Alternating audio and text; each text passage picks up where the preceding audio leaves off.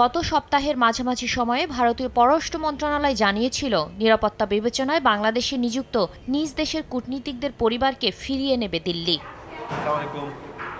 বুধবার পররাষ্ট্র মন্ত্রণালয় গণমাধ্যম কর্মীদের প্রশ্নের জবাবে উপদেষ্টা বলেন, ভারতীয় নাগরিকদের পরিবারকে সরিয়ে নেওয়ার আগে কোনো ধরনের নিরাপত্তা উদ্বেগের কথা জানায়নি দেশটি। ঢাকাকে অবহিত না করেই এই সিদ্ধান্ত কী ধরনের সংকেত দিচ্ছে তার কারণ খুঁজে পাচ্ছে না বলে মন্তব্য করেন তিনি।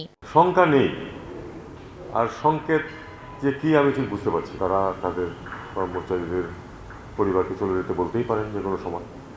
কেন বলেছেন তার আমি কোনো কারণ খুঁজে পাই না। বাংলাদেশে এমন কোনো পরিস্থিতি বিদ্যমান নেই যে তাদের কর্মকর্তা বা তাদের পরিবার পরিজন কোনো বিপদে আছে। এদিকে নির্বাচনে সরকার সর্বোচ্চ সংখ্যক পর্যবেক্ষক এবং সাংবাদিক প্রত্যাশা করছে জানিয়ে তৌহিদ হোসেন বলেন, ভারত থেকে সাংবাদিক আসতে চাইলে ভিসার ব্যবস্থা করবে পররাষ্ট্র মন্ত্রণালয়। তাদের আসার ব্যবস্থা অলরেডি নির্দেশনা দেওয়া হয়েছে যে তারা যেন আসতে পারেন সে ব্যবস্থা করা যাবে। সমস্ত পৃথিবী থেকে ম্যাক্সিমাম সম্ভব অবজারভার, ম্যাক্সিমাম সাংবাদিক আমরা চাই। চীন নিয়ে ঢাকায় নিযুক্ত মার্কিন রাষ্ট্রদূতের মন্তব্যের প্রতিক্রিয়ায় পররাষ্ট্র উপদেষ্টা বলেন, দেশের স্বার্থ অনুযায়ী সিদ্ধান্ত নেবে সরকার।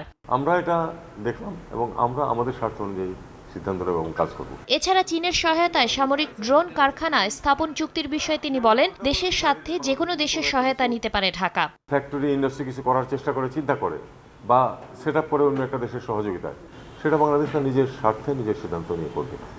অন্য কে কি মনে করবে তাতে কিছু আসে যায় না। নির্বাচনকে সামনে রেখে সব রাজনৈতিক দল সংযত আচরণ করছে উল্লেখ করে পররাষ্ট্র উপদেষ্টা বলেন, ভোটে যেসব দল নেই তারাই সহিংসতার কথা বলছে। কাজেই গণ্ডগোল হলে যারা নির্বাচনে অংশ নিচ্ছে না বা নিতে পারছে না তাদের দ্বারা হওয়া সম্ভব। শাতিলা শারমিন, সময় সংবাদ, ঢাকা।